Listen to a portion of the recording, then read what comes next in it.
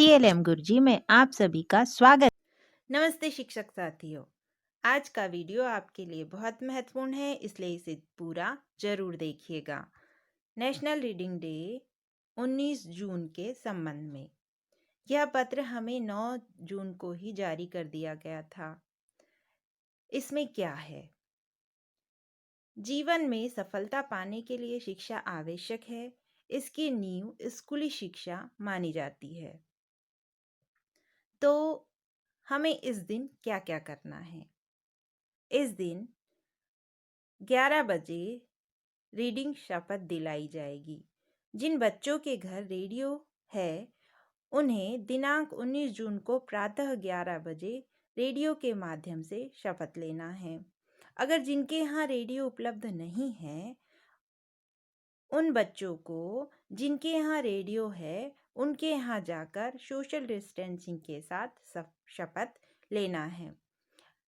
ये radio programme DD Free Dish पर के रेडियो चैनल एयर भोपाल पर भी आता है।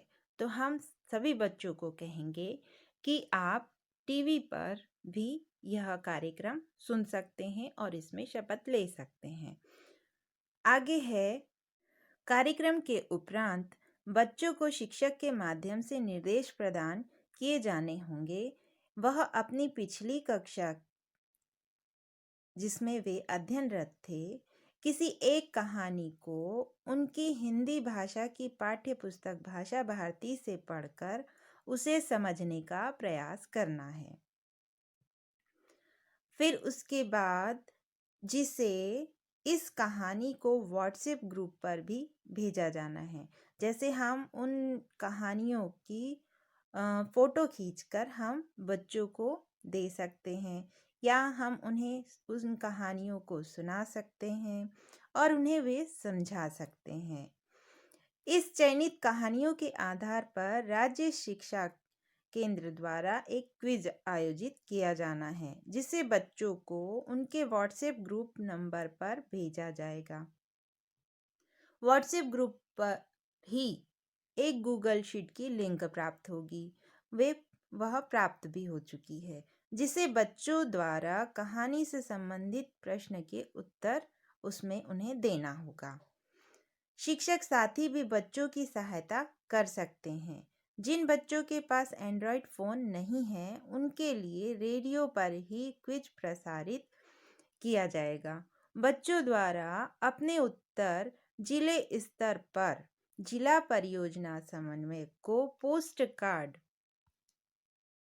के माध्यम से अथवा अपनी शाला के शिक्षकों को लिखित उत्तर प्रदाय वे करेंगे और हमें उन शिक्षक को उन उत्तरों को जन शिक्षक के माध्यम से विकास खंड स्तर पर उपलब्ध कराया जाना है। बच्चों द्वारा पढ़ी गई कहानी के उत्तर 1 जुलाई 2020 तक प्रेषित किए जा सकते हैं। बच्चों द्वारा पढ़ी गई कहानी के आधार पर मिलती जुलती लोक कथा, कहानी के आधार पर लोक कथा से संबंधित कोई चित्र या कहानी को कविता के रूप में तैयार कर राज्य शिक्षा केंद्र के पाठ्यक्रम कक्ष को भेज सकते हैं। बच्चे द्वारा भेजी गई रचना को राज्य की पत्रिका गुल्लक में प्रकाशित किया जाएगा, जिसकी एक प्रति बच्चे को व्यक्तिगत रूप से भी उपलब्ध कराई जाएगी। अगर बच्चे कोई सुंदर सा चित्र बनाते हैं तो उन्हें हमें राज्य शिक्षा केंद्र को उपलब्ध कराना होगा। जब वह चयनित हो जाएगा तो उसका उसका एक उसकी एक प्रति व्यक्तिगत रूप से उस बच्चे को के लिए उपलब्ध कराई जाएगी। क्विज के सही उत्तर प्राप्त होने पर जिला स्तर से प्रत्येक बच्चे को प्रमाण पत्र प्रदाय किए जाएंगे।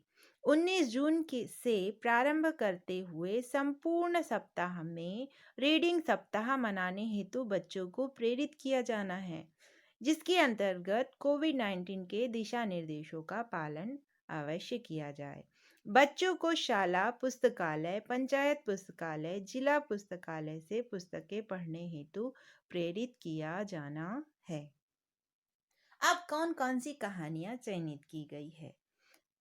कक्षा 1 से शेर साहब की पूछ, कक्षा दूसरी से बंदर और दर्पण, कक्षा तीसरी से धरपटक और मुंहपटक, कक्षा 4 से दानी पेड़, कक्षा 5 से ईदगाह, कक्षा 6 से हार की जीत, कक्षा 7 से छोटा जादूगर और कक्षा 8 से याचक और दाता। इन कहानियों को बच्चों को पढ़ने के लिए हमें प्रेरित करना है, क्योंकि पाठ्य पुस्तक की चयनित कहानियाँ जिस पर क्विज होना है ये है। तो हम सभी को ये शपथ भी बच्चों को व्हाट्सएप के माध्यम से भेजना है और इस पर बच्चों का नाम लिखना है। अब इसके बाद हम बच्चों को ये कहानियाँ कैसे भेजें? तो इसके लिए हम उन कहानियों की फ़ोटोग्राफ्स ले लें और उन कहानियों को बच्चों के व्हाट्सएप नंबर पर सेंड कर दें, तो बच्चे ये कहानियाँ पढ़ लेंगे। अगर उनकी बुक्स में ये कहानियाँ नहीं है, क्योंकि बच्चे तो बुक्स को व्यवस्थित नहीं रख पाते हैं, तो हम ये कहानियाँ उन तक भेज सकते हैं। अब ये क्विज कैसे भरना है? नेशनल रीडिंग डे के अवसर पर 19 जून को प्रदेश के स्कूली बच्चे रेडियो के माध्यम से किताब पढ़ने की शपथ लेंगे। कितने बजे? 11 बजे।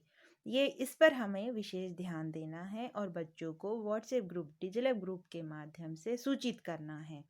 क्विज इस प्रकार से होगा। इसमें हमें एक गूगल फॉर्म की लिंक दी गई है। इसमें क्या क्या भरना है? गूगल फॉर्म ओपन हो चुका है। इसमें बच्चे का नाम, बच्चे के पिता का नाम, विद्यालय का नाम, डाइस कोड, जिले का नाम, विकासखंड का नाम और आप किस कक्षा में पढ़ते हैं और नेक्स्ट। और इसके बाद में प्रश्नों के उत्तर ओपन होंगे। उसमें बच्चे उत्तर देंगे और सबमिट करेंगे।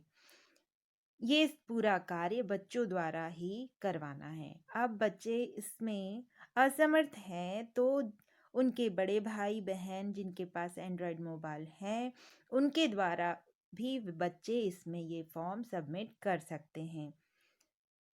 अगर ये जानकारी आपको अच्छी लगे, चैनल को सब्सक्राइब कीजिए और बेल आइकन दबा दीजिए। वीडियो शेयर कीजिए।